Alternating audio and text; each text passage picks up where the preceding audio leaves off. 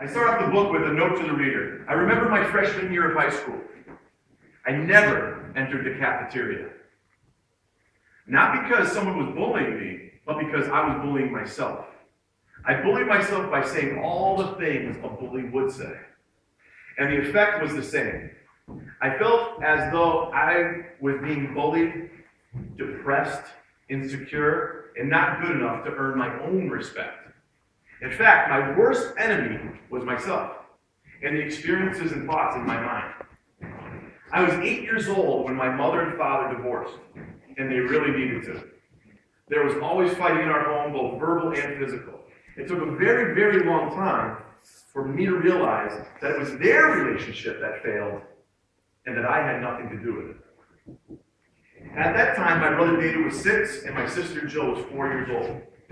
The reason I mention that is that I believe they were the reason I wanted more from my life. I felt a responsibility to them.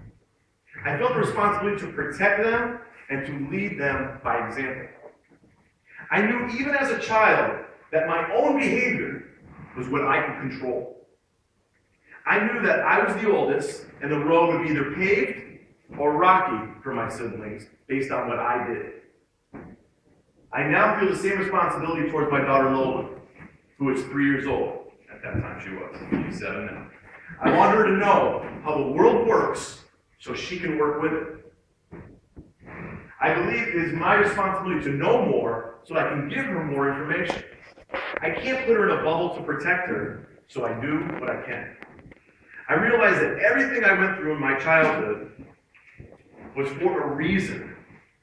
That reason was so that I could teach others how to have a better life and how to get through tough times. Learn from them and become better. I want to inform people that they have more control than they think that they do. This book is my way of doing that. I want to go into one more thing, and then I'm going to kick into the whole presentation and tell you how this rolls, okay? And I know we're going to have a good time today and make a real big difference in everyone's life, okay? This was a poem that this young man, at one time, no old man at this time, wrote when he was in 7th grade. When I was in 7th grade, roughly about 11 years old. 11 years old, probably the toughest time in my life, insecurity-wise, not feeling good about life. And I was in special education, not doing well, had a learning disability. I couldn't comprehend. And what I mean by comprehend is I would read something, and the teacher would say, "Okay, Jeff, what did it say?" And I said, "I have no idea." And they say, "You read it, right?" I said, "Yes, I did." And they said, "Well, read it again." And I read it again. And a couple times it would sink in, and a couple times it did not. At that time, during those days, people were a little less patient. So when you come across a teacher that's not being that nice to you, or a situation where adults not being that nice to you, we're going to filter that out. And that's what this is about today. Okay? And a lot of other things. Because I had times, at that time, and I'll give you an example right now, in math class, not just in reading comprehension, but in math class, I was sitting in the back of the room, as I always try to do in math. And they said, "Mom, look, come to the board and figure out this equation right here." And of course, I had no idea what it was. And I said, "Okay," so I go up there. I knew it completely wrong. I go back to my desk, and the teacher says, "Londraville, are you an idiot?" Yeah, exactly. Now a lot of you are thinking, "Oh my God, what did you say? What did you do? I would have told him this, I would have told him that." You know what? At that time, I had too much respect for my mother, who was trying to bring up 3 kids, and I had too much respect for myself that I wasn't going to get into a battle with him, verbal battle at all. So I simply just put my head down and kind of shake my head, and he said, "I played hockey my whole life," and we'll get into that for a second. He said, "Did you have too many hockey pucks that they had? This is completely wrong." So he ranked on me about 2 or 3 times, okay? Totally embarrassed me in front of the class. Now, that was one of the things I had to filter out. Things happen like that in life. Is it right? No. Does it happen? Yep. So guess what? What are you going to do about it? This is the difference between tough and blame and excuses. We're going to get into that in a little while too. This is the difference between what tough really is and a tantrum. What the difference of a tantrum is and just acting out. Okay? So, getting back to what I'm going to read in a minute here. This person in 7th grade, that was me, was going through many, many difficult times. The only thing that would save me was when I skate. When I skate on the ice and I became a decent hockey player, my worries never skated with me. I felt free. I felt good. I felt confident. It's the only time I really did. And now I feel that way with speaking, but I also feel confident in my everyday life because I work at it. Okay? Now, going on through life, I'll give you a quick little snippet to my hockey career. I went on to do well. I played in Italy for Team USA. I played in Milan, Venice, Florence, Rome, all around Italy for months, lived there for months, played for Team USA, came back, was drafted by the San Jose Sharks, which is out of California, professional hockey. And then, after a while, they said to me, hey, Mr. Londraville, you have 4 concussions, 2 broken legs at different times, broken ankles, you have a herniated disc in your neck, you are 5'10" height, we are letting you go. You're not going to make it anymore. And I said, okay. After not watching hockey for about 3 years because I couldn't, because I was so sad about it, and looking about what am I going to do for the rest of my life, I said, well, it's time to hit the books. It's time to learn how to become a student. So I did. I learned how to become a student. And that kid that was in special education, that was so insecure, that the math teacher called an idiot, that felt so stupid in life, go on and on and on to become a major in sociology, a minor in psychology, a minor in social work, a master's in education with a concentration in counseling psychology, an ex-pro hockey player, and an author. And I'm proud of that. Because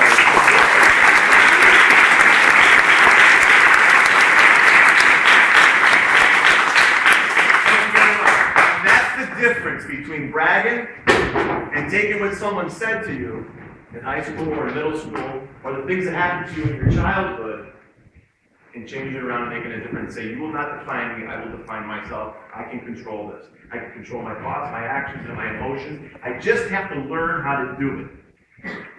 And that's why I wrote the book, to try to teach kids how to do it. Because I had to do it myself, and I said, how do I get this information out there more? So I practice it every day. The students from Springfield can tell you, I talk it every day. Not just about the book, but this kind of way of life of taking control of your life, what you can do, and those kind of things. And what can you do to make a difference in your life? I feel it's my obligation, I feel it's my purpose in life to be on this earth to do this. I believe all the things I went through in my childhood was for a reason. One of the reasons is standing before you fine people today.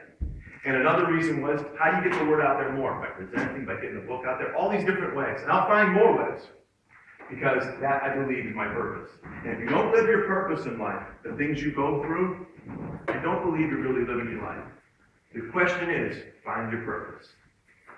And you all can and you all will, with certain tools that way. So in 7th grade, this insecure kid wrote this: 1 chance to change. Change is good, but it's not fast. Sometimes it's hard to forget the past. We must change and give it a good try. For if we don't, we will always wonder why. Too many people live in the past as they sit and sigh, woe is me, as they slowly die. After a while, no one hears their cry. For it's them that can change their own life. Looking for companions to bring into their dark hole because it's lonely in that depressing world. Soon you adapt to the way they are, and they have left a permanent scar. It gets harder to climb out of this nasty hole, for you can hardly see sunlight anymore. No one to help you, but plenty to tear you back down. For friends are nowhere to be found. It is so easy to think of the worst when there is no one around. It's time you make your own steps out and get rid of that mind full of doubt. I just want to close my eyes and not see the past, for it's the bad thoughts that seem to last in my mind, but I think it's about time to start the next chapter and enter the laughter into my life and the rest of the days to come, for my dreams have just begun. To flourish and breathe, that negative person I will leave. For that person was once me, but not anymore. I will now look forward to the life that is in store.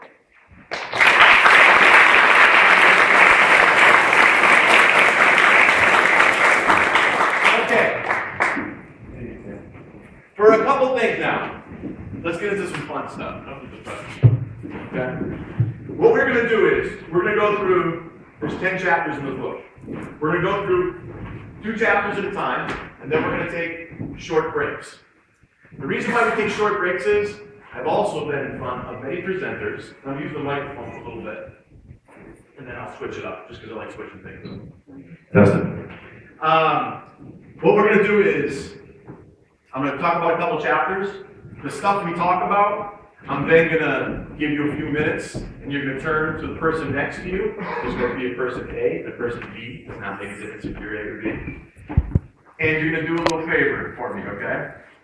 There's a thing back in the States. The U.S. Marines do this little thing. You might have heard of it before. And they say, hooah. And the reason why they say hooah, and a lot of people don't know the actual definition of what this means, okay? And we're going to get into it in a minute, is I understand you, I got you, I'm with you. That's basically what it means. So if everybody's on the same page, everybody's with me, you say a hoo-ah, and then all of a sudden I give you a hoo-ah back. And then when you hear that, everybody's silent, so we can kick into the next part of the presentation. Everyone pretty much get that? Okay. Now before the hoo-ah is the fun part. You're going to stand up with person A and person B, not yet, person A and person B, and figure out a 3-part handshake. You're going to develop this handshake. So, can I have one volunteer up here? You'll come up again, Shane. All right, Shane, come on.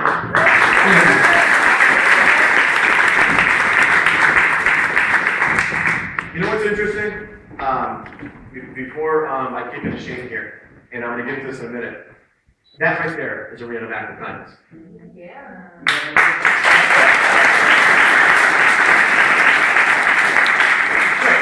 Quick thinking, and that was the right thing to do. If your mind can quickly jump to what is right quickly, it makes life so much easier. It makes you more emotional intelligent. So this young gentleman wanted to volunteer right away. He jumped up. A couple people were like, oh, Shane's his birthday. He jumped back and said, no, absolutely. Real quick. Because he knew that's the right thing to do. That might seem like a simple example to you guys. It's not that simple. What's common sense in our world is not always common. Okay? So, I just want to point that out. Okay? All right, Shane. That's how we're going to go, buddy. Put that on mic. So, we are going to invent, person A and person B, a handshake. You can do whatever you want, okay? The basics are, something like this, something like this, whatever. That's the basics. I want you to get creative. When you get creative, all right? You can do a handshake, you can spin around, you can dance with them, you can do a lot of stuff like that. You can hit it up, okay, come back around. You can do a bunch of things, whatever you want, okay? But a 3-part handshake. So it's going to go a little something like this. We're going to do a basic one, okay? Okay, basic one, 3 parts. Boom, boom, and boom, right? And then I'm going to give a big hoo-ah! And everyone's going to do hoo-ah! A lot louder. Hoo-ah! Okay. And then it sounds just like that. That way, you're with me, I'm with you. Okay? So now, right now, pull person A, person B, and come up with your handshake.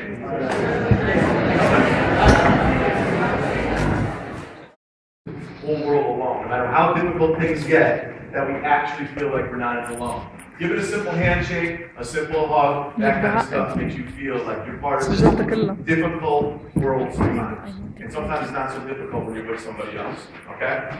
So, yesterday, as every year happens, yesterday I was in a fantastic group, and we were talking about our poem, okay, the first paragraph. And I heard a lot of different stuff that's going to really kick into the presentation today throughout the camp. And everybody seemed, what do we do about this? What do we do about that? Now let me give you an actual example before we get into the first chapter and second chapter of the filter. The reason it's called the filter is this. In your childhood, and that's the first chapter of your childhood, many things are deposited into your brain. You know how people have a savings deposit in the bank, or a checking deposit, checking savings account, savings account, those kind of things, okay? It's the same thing in your mind. When you're a child, you have little control over what is being deposited, okay? Little control over that. So your mother, your father, your uncles, your family, the people around you, your atmosphere, your classmates will put things into your mind.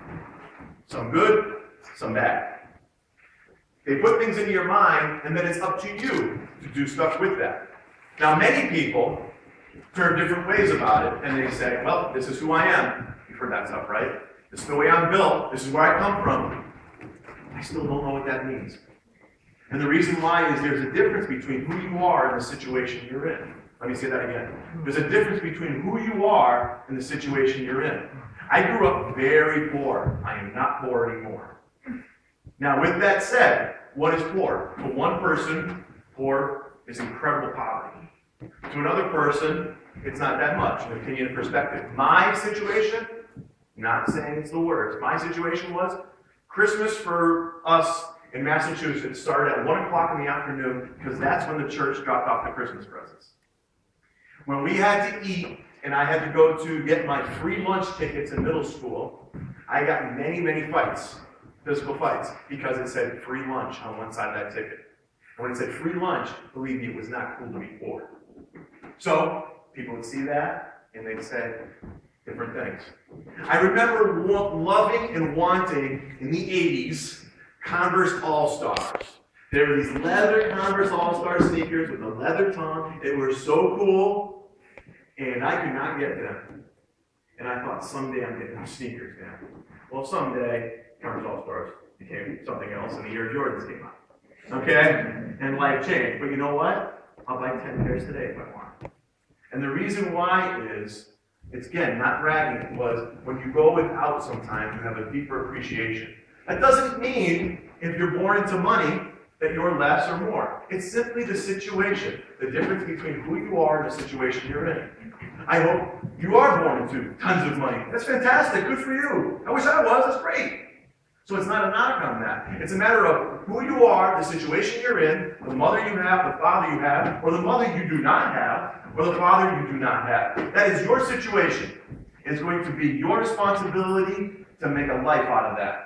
Now, in our childhood, we do not have that much control. I'll tell you right now. And things can happen to you that are very, very difficult. Whether it's in our schools, whether it's with our parents, whether it's with our brothers and sisters, things can happen to you that you will not have much control over.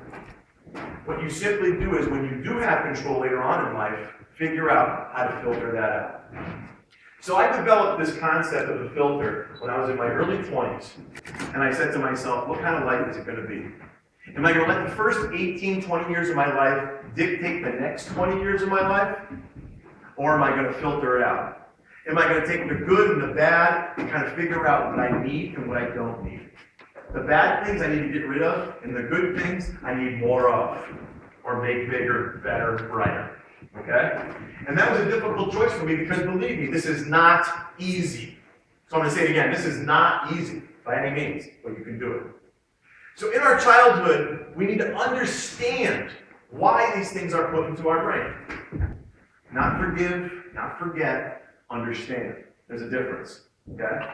So, if your mother believes in a certain way and tells you these certain things, she might be looking out for you. That's all she may know. She might be doing the right things for the wrong reasons. She might be doing the wrong things for the right reasons. You do not know yet sometimes. But what you can figure out in life is, what happened in my childhood? What do I like and what don't I like? You can start doing that at your age now. Never in a disrespectful way, but to create who you want to be. Okay? Now, the second chapter, and I'm going to buzz through them like this. The second chapter is really about role models. Now, let me tell you something that a lot of you may not have heard. There's good role models, and there's bad role models. And bad role models are just as important. Because bad role models simply say, don't go this way. This is a dangerous way to go. Good role models is the path you want to take. You like the results. My advice to every single person in this room, young or old, is see people around you in your life, or see people that you know or don't know, and see their life. Do you like those results? Now, what we live with in our society is fame and fortune. And we see that a lot. What we don't see is what happens behind the scenes. The famous stars in life, whether they're athletes, whether they're singers and stuff like that, have a lot of issues. How many people have heard of a singer going to rehab? Do you think that filter is clean? That filter is clogged, my friends. And what we see is the fame and the fortune and the glamour and the beauty and the money and all that good stuff. But that filter is clogged. What's it clogged with? I don't know. That's for the rehab and the counselors and the psychiatrists to figure out. And sometimes we'll never know that. And sometimes it's all over the National Enquirer and Us Magazine and stuff like that, right? But that filter is clogged. You could be the most famous person in the world. You could have tons and tons of money. If the filter's clogged, it's not peaceful. It's not a good life. And we always think we can fill the void. Okay, I'm going to get into that with the chapter in love in a little while. We always feel we can filter and put in different things to fill our voids. Okay? Has anyone ever seen different reasons why people do things and you go, I wonder why that person chose that person as a boyfriend or girlfriend or husband or wife. I wonder why that person does the things they do. I wonder why that person says these things. We all have in different ways. Sometimes it's filling a void because they are missing it in their own life. I challenge everybody in here to fill your void, first clean out your filter. Because then you'll find out there's not many voids. Okay? You're not missing too much. What you're missing is answers. And with a clean filter, the reason why a filter is just like a water filter or an air filter or anything like that, the only way things can run well and have a nice, clean, purified life is if it's clean. If it's clogged up, if your brain is clogged up and your emotions are clogged up, then guess what?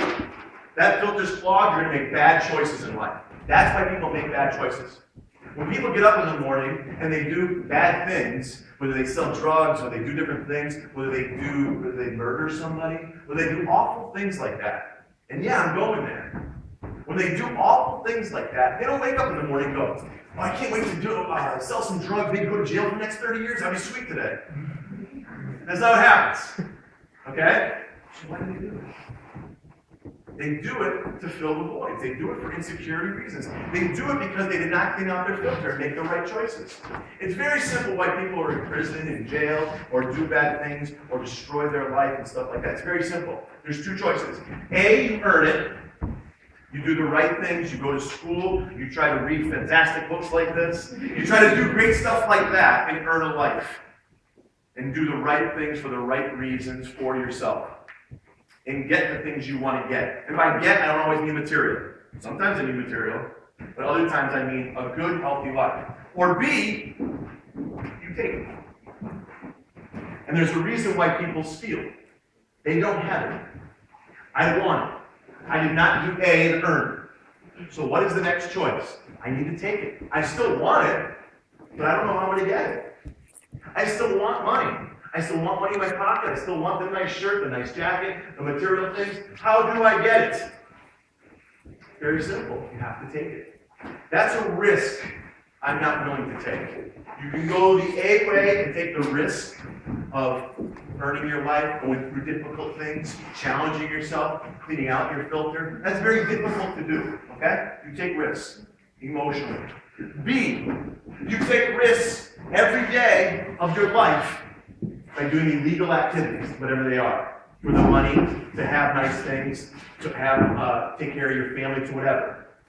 Which risk do you want to take? It's as simple as that, but yet it's difficult to do. The choice is simple, but the actual work is extremely difficult. So getting back into chapter 2, role models. Good role models and bad role models are very important. In your lives, I would challenge everybody, look at the people who have good results, and look at the people that have bad results, okay? And simply just like this, think of in your own life right now, okay? When you go back to your homes in a few days, think of the people that speak well, that make a difference in other people's lives, that are healthy, that are happy in your lives.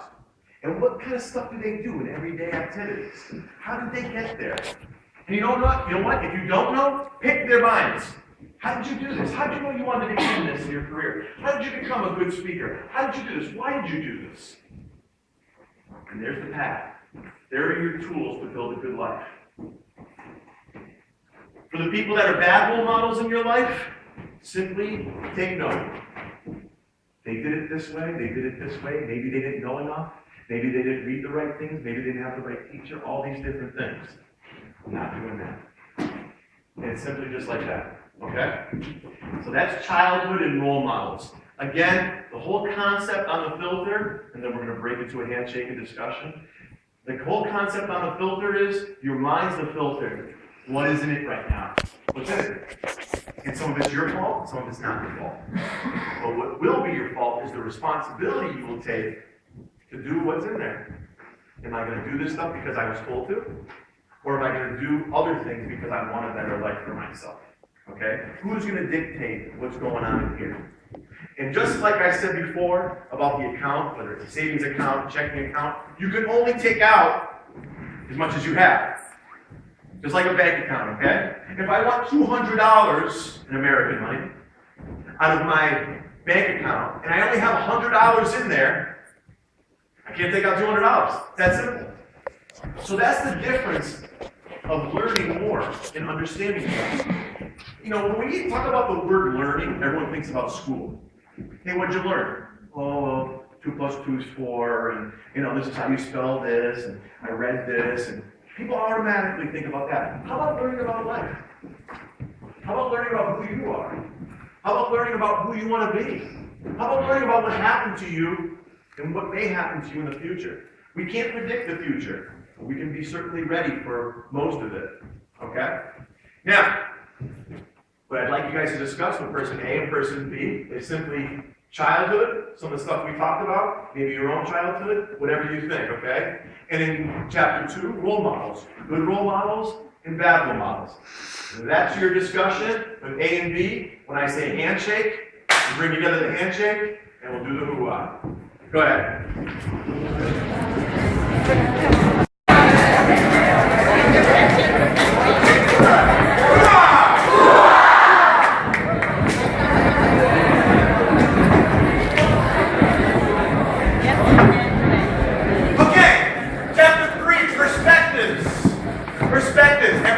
Linda. Different perspectives.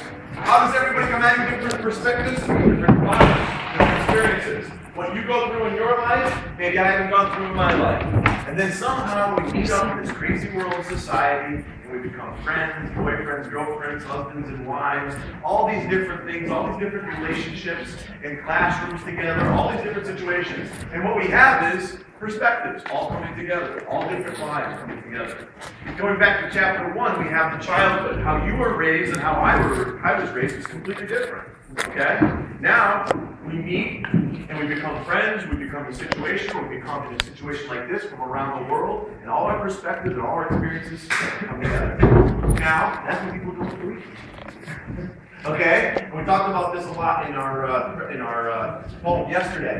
Why don't people agree? Why do people look at things a different way? Because they come from different areas. They come from a different thought process. Religion, huge thing like that. What religion's right or wrong? There isn't. It's your way. It's what you've been brought up with. It's your belief. It's not a right. It's not a wrong. You may think it's right, and others may think it's wrong. That's how we get into all the arguments around the world, okay? And I'm just using an example, okay? And wars, why other countries don't get along with other countries, why there's not enough peace in the world. The reason why there's not peace in the world all the different times is because all these different perspectives. I believe this is right. I believe this is right. Well, now we got to fight. And that doesn't have to be that way. What can you control, okay? A lot of times what you can control is actually your own self-worth, what you're talking about in your belief. Now, there's going to be a time in your life, again, right now, it's a perfect time for it. All the next few years of your life, will you examine the things I have been taught in my life, my perspective? Is it right? Is it wrong? Do I feel comfortable with it? When I mean right or wrong, I don't mean right or wrong as in, that something is awful and you don't agree. It's how you feel about it, okay? So please don't misunderstand what right or wrong means. We get into these definitions, and society is brutal with this, okay, of what things mean, okay? I'm going to go back to learning, for example. Learning is very important. It makes you bigger, better, stronger, smarter. if you learn the right things. If you learn, you become more knowledgeable. You put more into your filter and unclog a lot of it. Okay? So that's the real difference of learning. Learning doesn't always have to be about 2 plus 2, as I said before. Yes, that's important. To get to a certain level, you have to have a certain education in certain ways, maybe to earn more money or have more success. Yes, that is true. But that is not the only thing that gets you there. I know tons of people that have graduated from top college and universities around the world that are very unhappy. Men and women, okay? Why? Because they didn't work on this. They've done well in school, they've done the right things, and that's fantastic. I'm very happy for them and proud of them. But it's a combination of emotional intelligence and in life.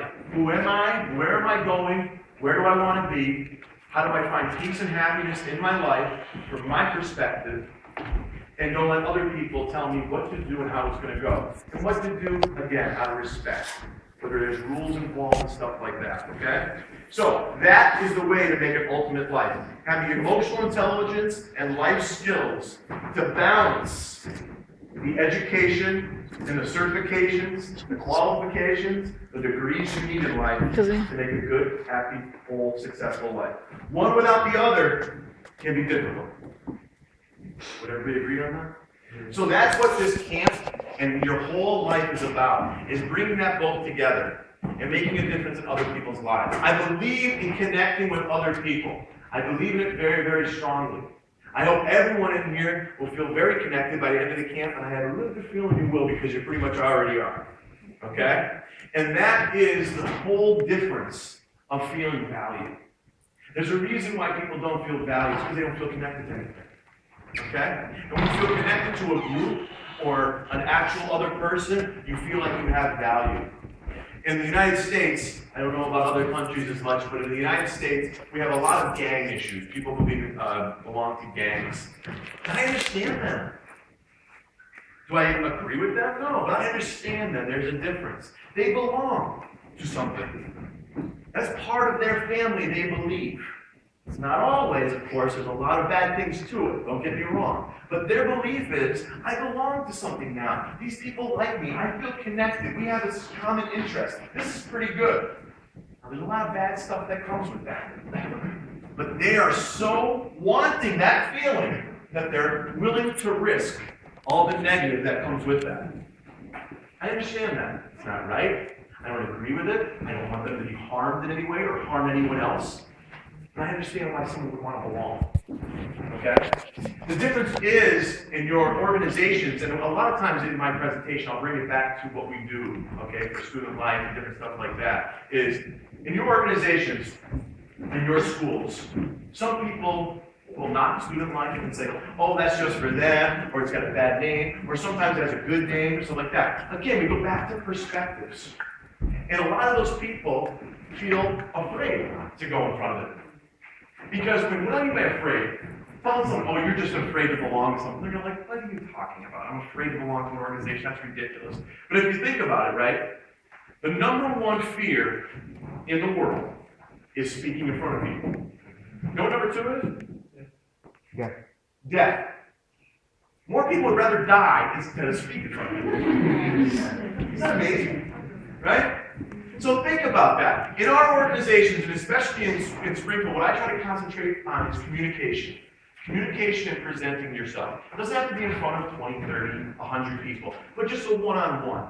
The reason why communication is so important is when you communicate, and you communicate effectively, and you communicate where you understand each other, there's a connection, there's a value, and you feel understood.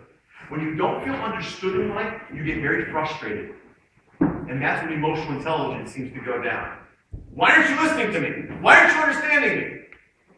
Suddenly the emotions come up. Okay? I was just asked in a TV interview a couple weeks ago, what's the main thing that I can give people and what I can tell them? I say, there's a reason why people count to 5, there's a reason why people count to 10, to take their breath and take a second. Has anybody ever heard that? Just take a minute, count to 5, count to 10, calm down. Why do people do that? I'm going to tell you why. None of people explain things, okay? I like to explain things in a way that students, teenagers, everybody understands things. Because I don't like when people just say something. Just calm down, okay? Take a few minutes, take a couple seconds, okay? They walk away. Let me tell you why it's important to calm down, okay? And this is for everybody. Everybody, no matter what age, okay? When we don't calm down and we react, our emotions are right here. Mad, sad, yelling, screaming, crying, whatever it is, okay? When we react. Someone's made you angry, someone's made you sad, boom, you go. It's like a switch, right? And guess where your intelligence is? Right about here. Doesn't mean you're stupid. It means your emotion is so high, so intense, so powerful, your intelligence is nowhere to be found. How many people in this room, and I better say every hand because we all felt it, okay, has said something, and about 5 minutes later you go, I don't even know why I said that. Right. Or you feel terrible about what you said, whether it's to a family member or a friend, just like you go, you know what? I can't believe I said that. I'm so sorry. I don't know what I was thinking. I know what you're thinking. Emotion, intelligence. And it happens to everybody. No matter how smart you are, it happens to everybody. So you react. Boom! You say something. Bam! You're in someone's face. Sometimes that can really hurt you. Really hurt you. Sometimes it can take your life if you say it to the wrong person. And the reason why I bring this up is, this is so important, everybody. The reason why you count to 5, count to 10, the reason why you take a breath, the reason why you step back is to intelligence shows up and says, what are we doing? Whoa. You shouldn't do that. No. That's a bad idea. If we say this, we're going to end up with this. If we do this, this might hurt. Physically, verbally, mentally. This may hurt. Don't do that. And our body goes, yeah, you're right. What was I doing? I'm not going to react like this. I'm not going to say this, do this. The reason why, if you have this in your classroom, in your schools, the reason why most people get in trouble in class, emotion, intelligence. Okay? If I called somebody out right now and said, hey, why are you talking? It's on, right? Even if they were really talking, even if they were being disrespectful, even if they were doing anything, they don't think of all that stuff. All that stuff's aside. And they think, me and you are fighting right now, verbally. And there's no way I'm going to be embarrassed in front of the other people in the room. So let's go. And they're also thinking emotion, no intelligence.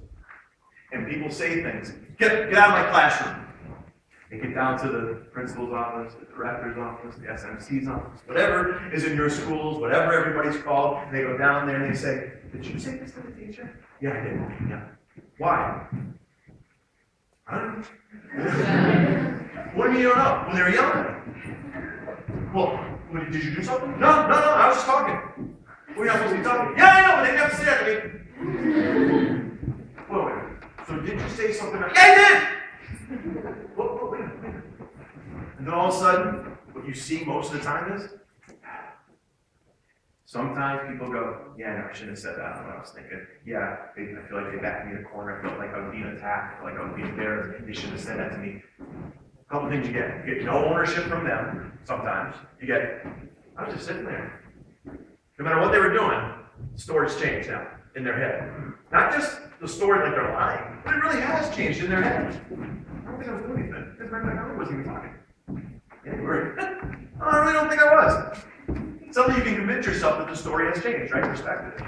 This is why people get in trouble. So emotional intelligence, I really want you guys to take away from. So next time you feel anxious, and for a lot of you SLCs, if you feel like someone's doing something that's making you angry, you're sad, like that, take that 5-10 seconds and go, what are we doing? A lot of times, one of my best friends taught me this. He was running a very successful radio, car alarm, stereo kind of store, right? And I said to him, I said, how do you deal with like different customers and stuff like that? Because I don't know that much about that business world. And he says, you know what's interesting? He says, a lot of times I put it right back on them. And I went, okay, give me an example. He said, okay, this guy called me up the other day. And he told me an example. He goes, he was screaming into the phone. Screaming. Emotion. Intelligence. Right? Screaming into the phone and saying, I can't believe this, my alarm's not working, my stereo's not connected right, that cable's in. And he starts talking about all about the stereo and the alarm and stuff like that. And he's screaming at it, right? And then he starts like calling the business like different names, different disrespectful names and stuff like that, right? And so he says, who am I talking to? And so my friend goes, he's talking to Scott and owner of the store and things like that. And so he remains calm, his intelligence and emotional state right here, being on the phone, right here, right? So he starts saying, you know, he's going crazy. To the point where he sounds ridiculous, okay? Because the guy, you can't even understand him, he's screaming, right? So Scott, my good friend, simply said to him, sir, yes, what? He said, why are you yelling at me? And Scott's a very strong man, too. Scott's a big guy, strong guy. It's not like, oh, he's a win or he's like this. No, intelligence. There's a difference, okay? So he simply said on the phone, why are you yelling at me? Well, I'm yelling because, and he kept yelling, so the guy, he goes, sir, have I done something to you? Have I disrespected you in any way? Have I said something to you that was disrespectful in any manner whatsoever? Intelligence and emotion on Scott's part, right? The other guy. Well, what happened? The guy goes, well, no. It was just that I was, you know what, I'm sorry. It's just, and he started saying, well, I'm just frustrated. And it's just, you know, this car that I bought, you know, it's everything, because I was just dealing with something else, and now, sir, bring it in, and let's take a look at it, okay? And my name is Scott, and I'd love to take a look at it. I value you as a customer, and I want to do the right thing by you. So let's see where the wire's disconnected, or whatever the problem was, it doesn't make a difference. And he said, thank you so much, Scott. I'm really sorry about, you know, yelling and stuff like that. I just had a tough day and frustration. Emotional intelligence. What did Scott control? Scott brought him there. Can you control someone else's way of talking to you? Sometimes. It's amazing. Sometimes, you know what? Emotion stays here, and intelligence stays here. No matter what you say, it ain't going to change. But sometimes it does. I have a challenge for you guys. Next time you're arguing with someone in your family, your mother or father or something like that, don't tell them I said it. Simply do the Scott method, we'll call it, okay? And simply say to them, I'm sorry, Mom, why are you yelling? Be very calm. And they are going to get mad at me if they find out what's from me. But they're going to go like this. What do you mean, why am I yelling? I'm your mother. Yeah, I know. And you know what? It goes even better. Say something very kind to them in the meantime. Mom, I love you very much. I don't see why you're yelling.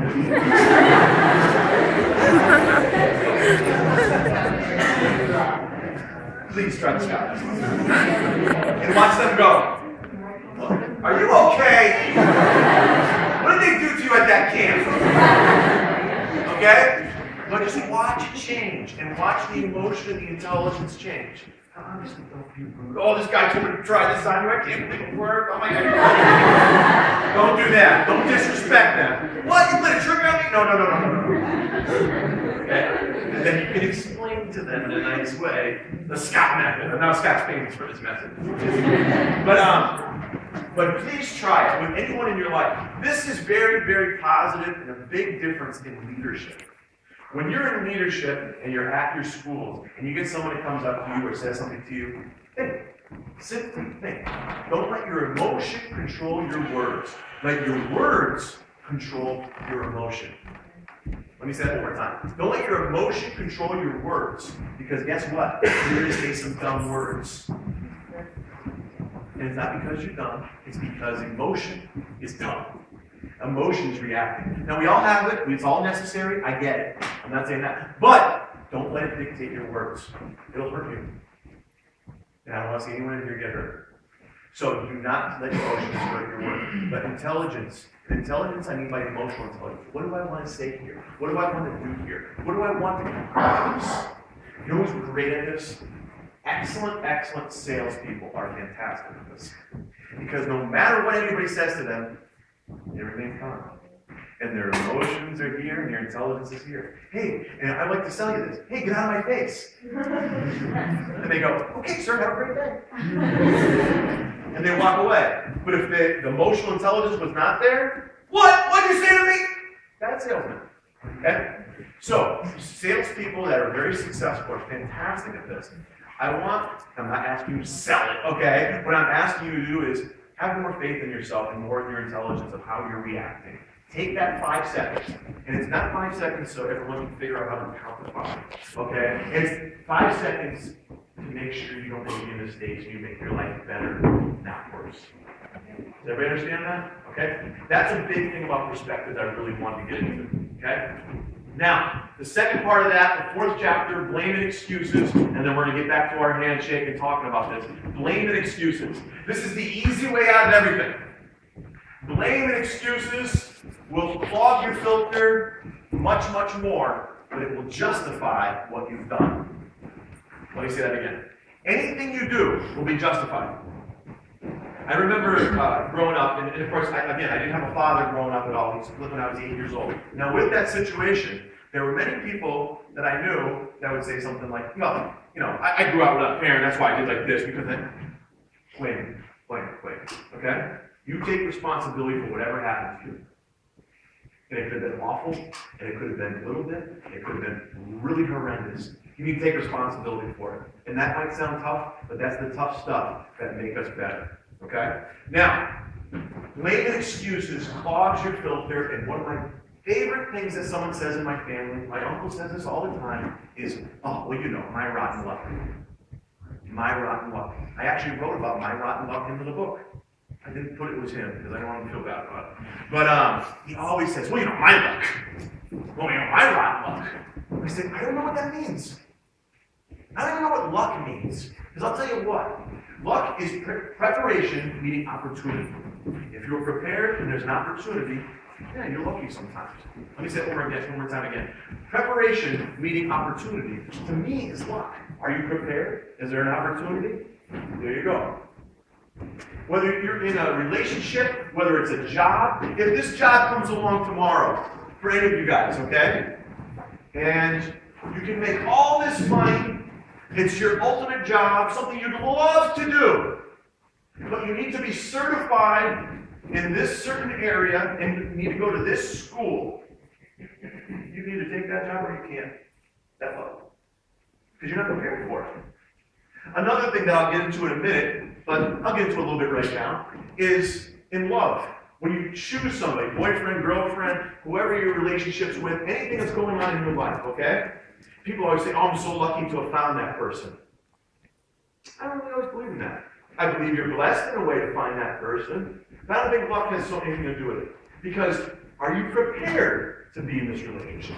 Are you prepared to say and do the right things in this relationship? Have you cleaned out your filter, or do you say bad things in this relationship? Do you contaminate the relationship, or do you make it better? Does that person show you the love back? There's a big difference there, isn't there? Right? So are you prepared to get lucky? Are you prepared for a good situation to happen to you? Some of us are not. Some of us miss it. So are you prepared? Blame and excuses gets rid of everything. But it also does not help you. That's the thing about it. You can justify it. You can say, well, it's because of this. It's because of this. It's because of this. Ah, it's because of that person. It's because of that person. That's why. Sorry. Done. Not responsible for it anymore. It still stays with you. It's still in your brain. It has not improved you. It has not become better. That is the truth of it. And not enough people break it down and tell you the truth of it. So I'm here today to tell you the truth of it. Sometimes, yes, that person is in the way. That situation is in the way. Now, what can you do? Maybe there's nothing. Maybe you have to switch the job. Maybe you have to switch the relationship. Maybe you have to actually do something else. But stop with blaming excuses. They will hurt you. It's a dead-end road. Believe me, it's a dead-end road. It will justify your story. It will make you feel better for a short period of time. Trust me, it will. But it will not help you. It will not help you. It will just clog your filter even more. Okay, so perspectives and blame and excuses. Person A and person B. Go to it. Talk about it, A and B.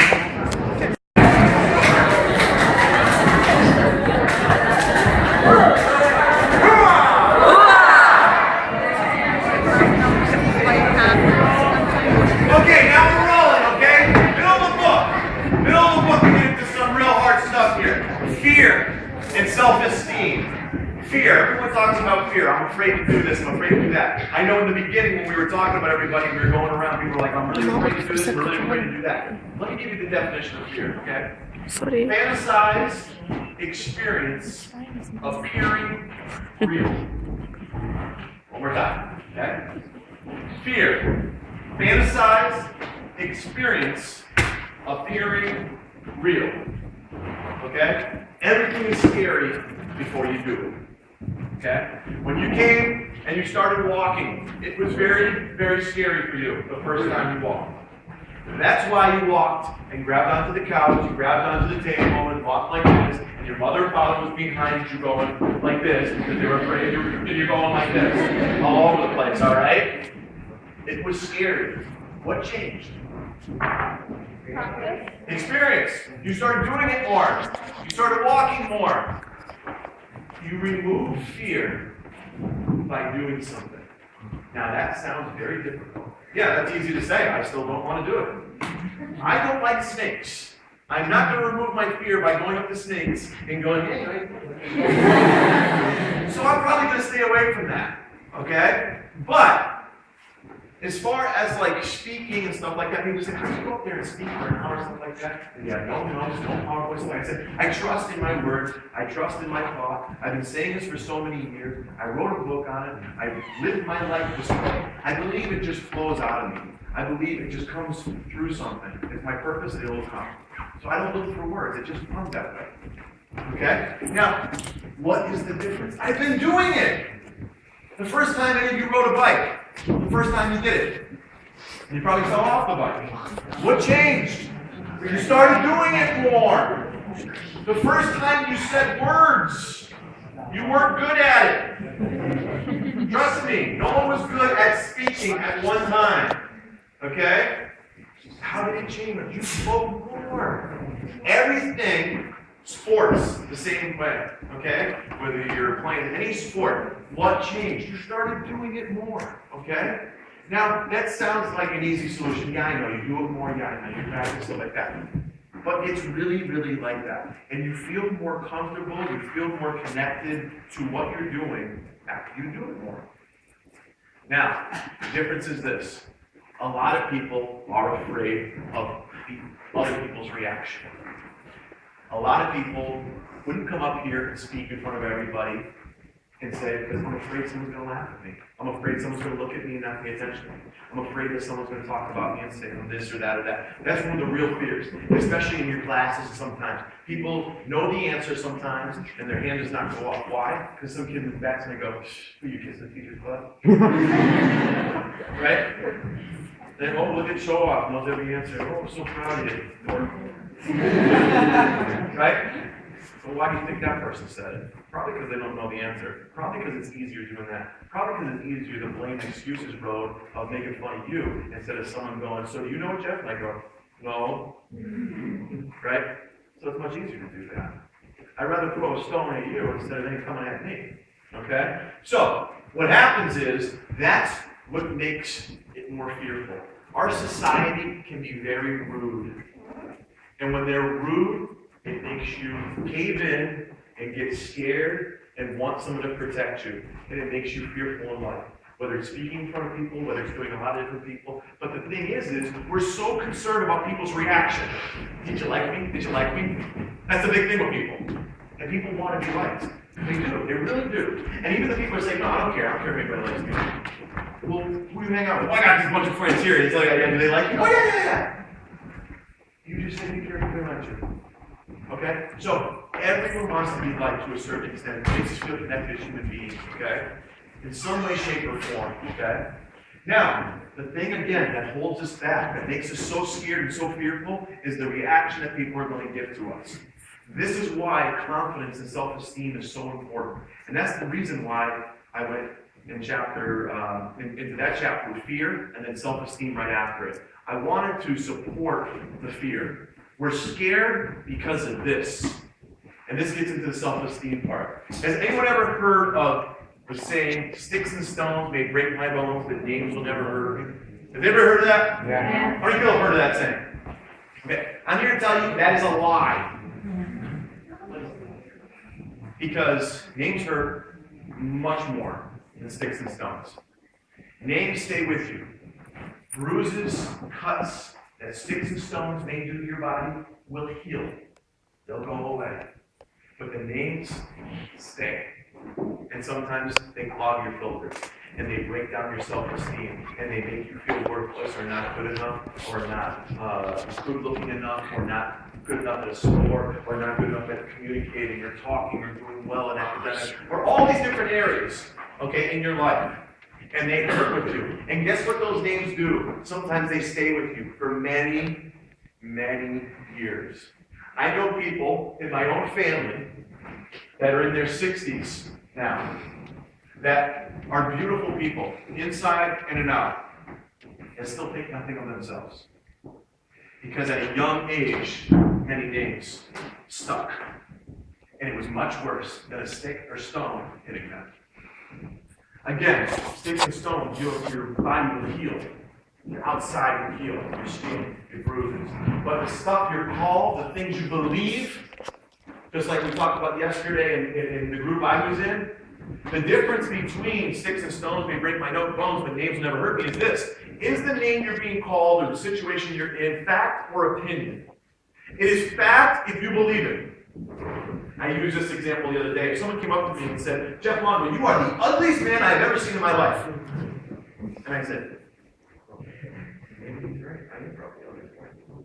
Jeez, that's awful. Yeah, you know what? I think less of myself. My shoulders go down, my chin goes down, my body language goes down. And I really believe that. That is now fact. And I go through life walking this way, and someone says hi to me, and I go, hey.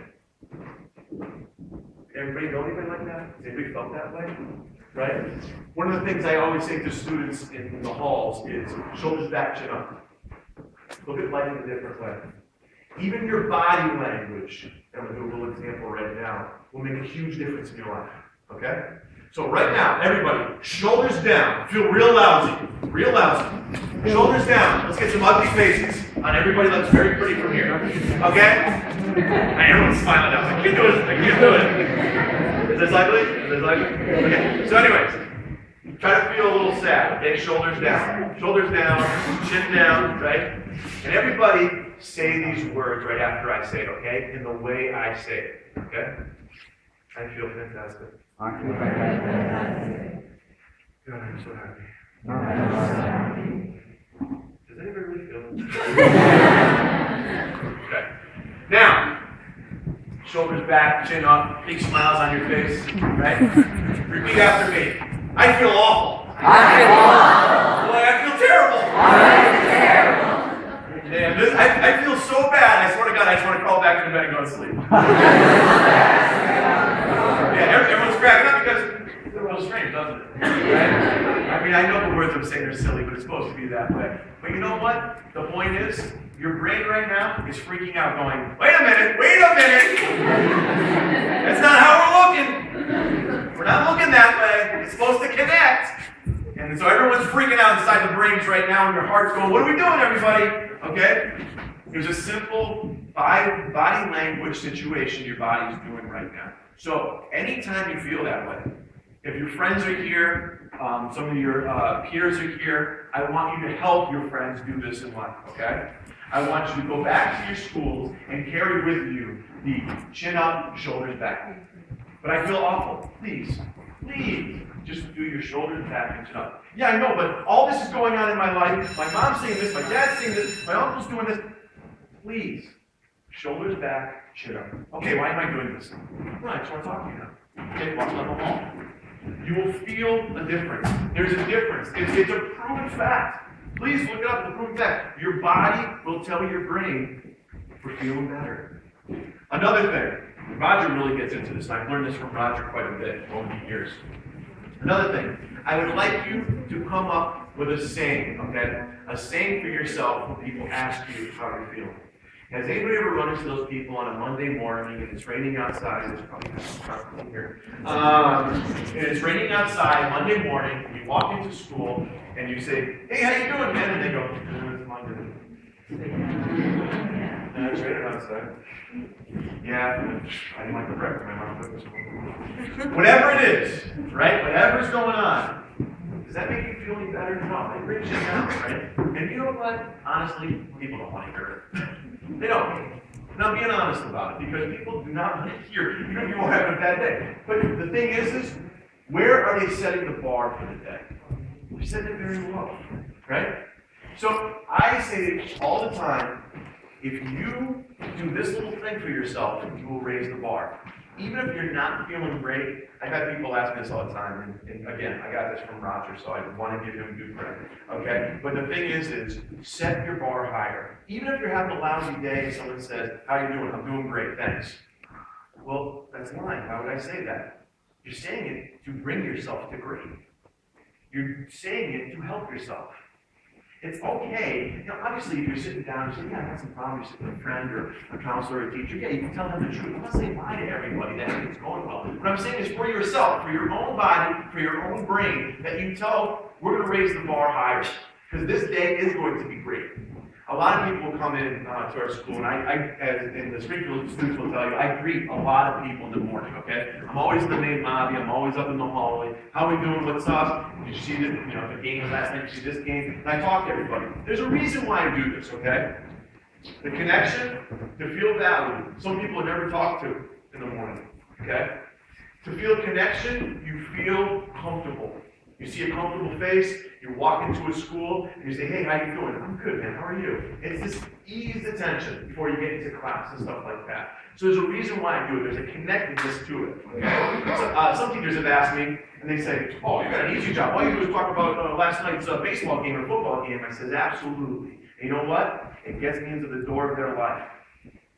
And then when we talk about that baseball game or that football game, or how's it going, or what's going on, or did you play basketball yesterday, how'd it go? The next day they come to me and say, can I talk to you, man? I have something going on in my life. I say, absolutely. And guess what? That baseball, football, basketball game the other day that we talked about opened the door. It's as easy as that. It's how you think and how you want to communicate with people. So it's not just about the first thing we talk about. It's about what comes after that. That really makes a difference. And sometimes just making a difference is saying hello. It's great to feel that way.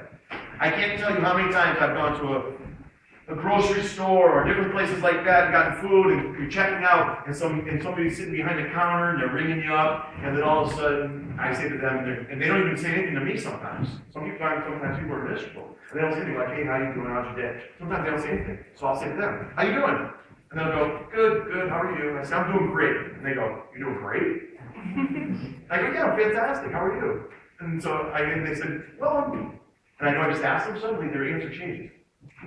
And why does their answer change? Because suddenly there's this different vibe, a different connection, a different energy in the air, just between this little area right here that we're standing. Because energy is so important. You create energy in your schools. You create energy in your families. When you come in, your shoulders back, chin up, and you bring something to the table, watch yourself and the people around you change. Because when you look at things differently, the things around you will change. Believe me, okay? So, self-esteem, we talked about it. Sticks and stones do break our bones and bruises like that, but they go away.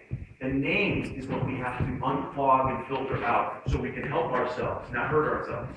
We don't believe things if we're called negative things. They don't become fact unless we allow them to be fact. It's your responsibility to say that is not true. Okay? Whether it's to yourself, whether it's in the mirror at home, whether it's actually to that person. You do what makes you feel good in that way. To protect yourself, be a shield. Because you must believe in yourself. Be a shield that you cannot be affected and you will not be hurt. And whether that means that day or the rest of the days of your life.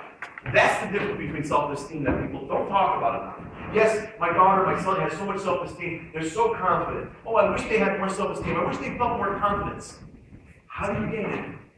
There's a lot of books out there, and this is why I wrote this book. There's a lot of books out there about how to be successful, how to be happy, all these different things. What there's not a lot of is books to say, I'm not successful, I'm not happy, but I'd like to be. You have to get rid of the stuff that's getting in the way. Because before you enter the laughter, before you enter the good things in your life, you have to get rid of the things that is clogging it and making it not available to you. You have to do that first. I'm sorry. Sometimes it's very difficult, but you must. And then you can enter the good stuff. It's part of a process that works together. Okay? So, self-esteem and fear. Those are your topics. Go for it, A and B.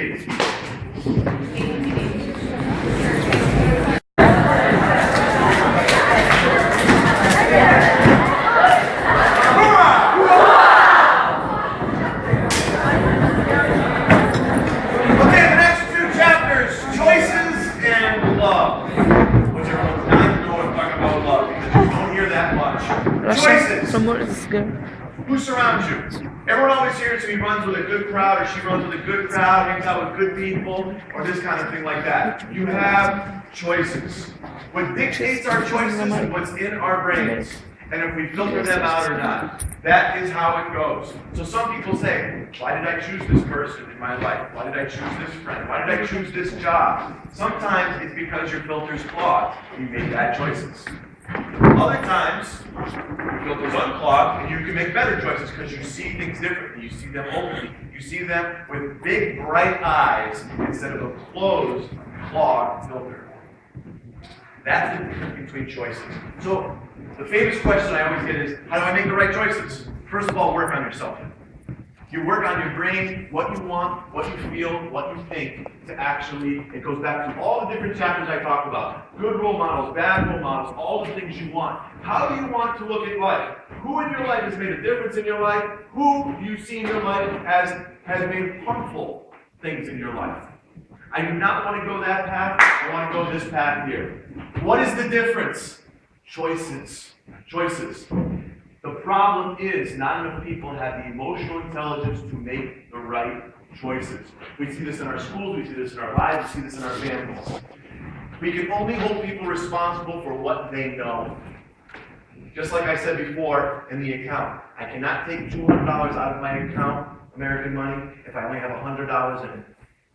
Just like choices. If I say to somebody, make the right choice, and they have a clogged filter, they probably will not.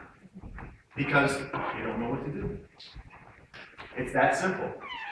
And yes, they are responsible for their choices, but they're mostly responsible for what they know. And what they know will dictate how those choices go.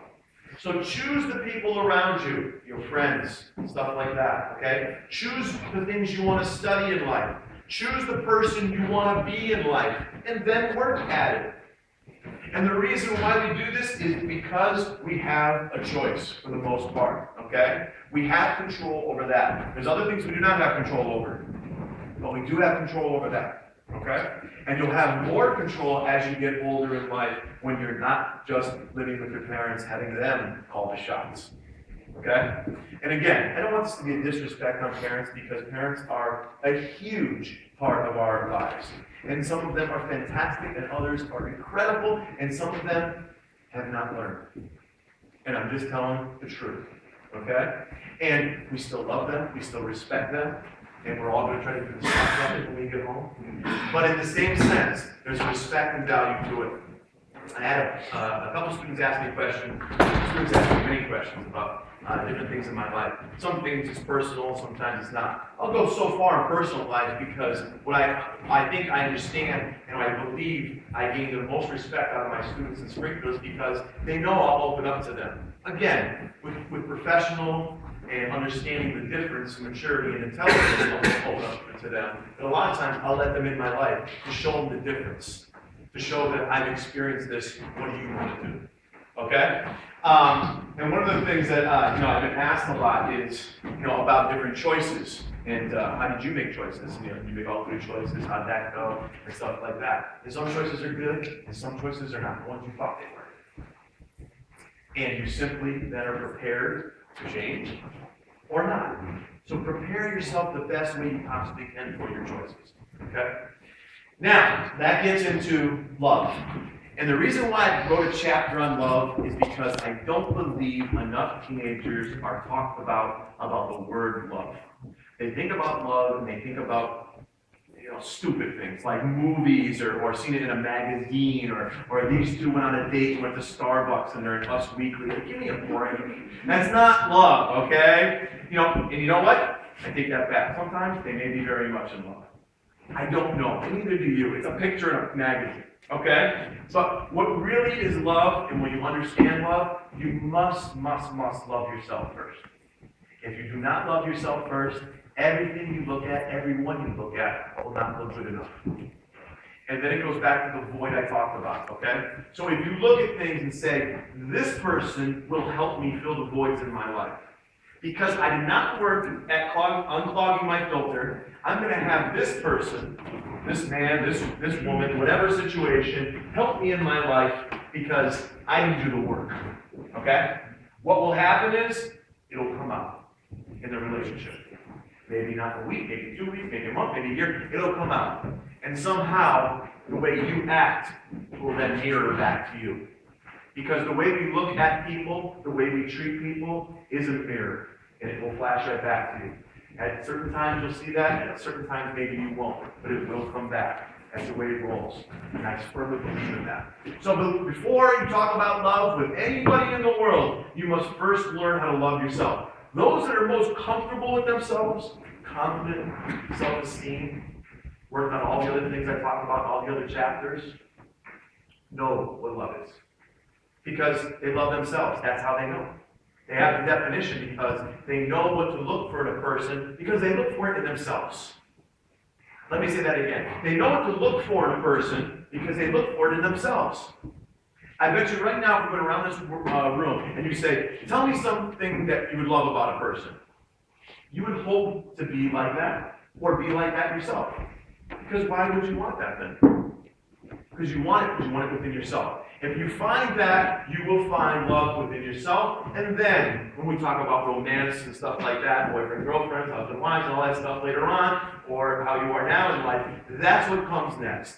But we don't see enough of that in our society. We see all the other stuff, the movies and the shows, the TV shows and stuff like that. And what happens a lot of time, that is why the divorce rate is so high, that is why there's so many people miserable in marriages, that is why all these things happen.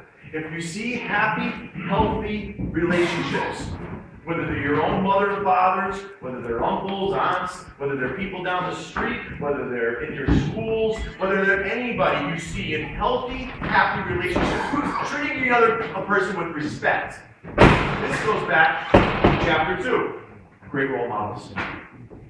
What makes them tick? What makes one person love that other person? You know what? Here's another experiment to do. If you have families like that, okay, and not everybody did. I didn't grow up in a family like that. I had to learn it, okay? And I had to learn and think about it and study it and discuss it like I did. That's how I learned it. I did not see it growing up.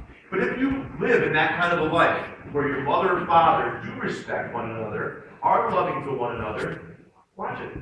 How do they treat one another? And simply get it more for yourself in the future.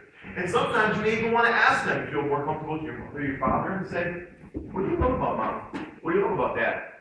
Of course, they're going to again say, what did they teach you at this camp? But I think they'll be intrigued by it. I think they'll be very excited to share that information with you. And I bet you a lot of them will say, I love the way she makes me feel, like he makes me feel, I love the way they do this. And I'd say, okay, what are some things maybe you don't like? That might be dangerous. But you also will get the bad stuff that you maybe want to stay away from. Doesn't make you love them any less, because we all have faults. We all have weaknesses. But understand and study people in your life. How else are you going to know? Okay? So, people always come and say, life doesn't come with a manual. Well, I'd like to be that difference. I'd like to say that the book I wrote is somewhat of a manual. I'd like to say that the presentations I give are somewhat of a life manual. It's not that I know more, it's that I've studied it more. Everyone here knows more in certain areas because they studied it more. They like it more. They found an interest in it more. Some people are better in sports because they were talented in it and went farther in it. It doesn't make you better or worse as a person. It was your interest, it was your talent, it's what you studied. Okay? And this is what I studied to help myself. I was very selfish when it came to doing this part of it. I was never a selfish person, but when studying and learning the filter of my own discovery, I did it because I said, okay, what's it going to be? I haven't seen loving relationships growing up. I've seen a lot of abuse. Am I going to do that in the next 20 years? Because that's what's in this brain. Or am I going to filter it out? Unclog it and start treating people the right way in relationships and stuff like that. And what I want to know because I want to do it better. I can control this. This is my responsibility. That's tough. Okay? Another thing people always talk about what's tough and what's not tough, like that. and going back to the emotion and the intelligence, people throw tantrums. You know what tantrums are? Little babies throw tantrums, right? Does anybody know what age people stop throwing tantrums? And sometimes never. Isn't that interesting? Because it just comes out in different ways. Why? We learn to communicate differently. So when someone's, a few months old, a year old, they cry, they scream, they do this or that, because why? Because they haven't learned how to communicate. I don't like what's going on right now. I'm tired, I'm hungry, I'm cranky, or whatever. I don't like what's going on right now. I'm only 1 year old. I don't know how to communicate this to you, so I'm going to cry. That is what a baby does. What is the difference? 10, 15, 20, 30, 40 years later in life, they learn words. And the words come out. And the words say, da, da, da, and it's screaming and it's yelling and it's doing this and that's a tantrum. And what's the difference? They learn more words. That's it. So we see that all the time. Again, that goes back to the emotion and the intelligence. And we see that in different ages. Don't be that. Don't throw tantrums because tantrums are easy. When people freak out and yell and scream, that's a tantrum. I'm not getting what I want. I'm not being understood. I'm frustrated. Just like I was when I was 1 and I was tired and cranky and crying and yelling, but now I learned more words. It's the same thing. I'm not getting my point across. So the best thing you could possibly do for that kind of stuff, okay, with those kind of things, especially in love and stuff like that, is simply learn how to communicate. So you don't feel frustrated, so you don't throw tantrum, so you feel understood, so you feel connected, you feel loved. Learn how to communicate. That is the best thing for you. Practice communicating. Practice it, okay? With your friends, with anybody that's going on, your family. Practice communication. And then think about things in your own life, okay? If you're in any type of relationship, it could be a son, you could be a son, a daughter, to your mother, to your father, to your uncle, your aunt, boyfriend, girlfriend. Doesn't make any kind of relationship. We're around tons of relationships in our life. We play tons of roles, okay? Think about it. If someone's not understanding you, okay? Think about why they don't understand you. Think about it. Because when it happens, they say, listen, I don't understand you. What do you want? What are you saying? You know, I can say this right. Try to think of it that way. And that's okay. It doesn't make you stupid or less good or important. It's simply how you communicate. Try to communicate so you can relieve frustration. One of the things that people always talk about, too, they talk about drugs and alcohol. The reason why people turn to drugs and alcohol when it's abused, when someone's a druggie and they many drugs or alcohol, or they are an alcoholic or a drug addict and stuff like that. There's another reason for it. It's an escape. It's an escape to reality. I want to feel good for 10 minutes, an hour, or something like that, and this drug will make me do this. This alcohol will make me do this. I don't want to face things because I haven't unplugged this. So I don't want to think about life. I don't want to think about the relationship I'm in. I don't want to think about all this stuff. I will escape to this drug and this alcohol. I will take this drug, this alcohol. It makes me feel good for this amount of time. And then they have to go back to it. And they go back to it, and they're a little worse. Why? Because they've damaged the intelligence and the emotion to now handle that situation. So they handle it even worse. Right? So that escape is another way out to blame, excuses, justifying. But it will not make it better. It will only make it worse. It's that simple. Okay? So, we talked about a couple of things right there. Fear, love, a couple different stuff, right? Everyone talk about right now, because I'd like you to concentrate on it, what love means to you if you see it in your families and what you see it in yourself and those people around you. Okay? So, A and B, break off right now. Talk. Thank you very much.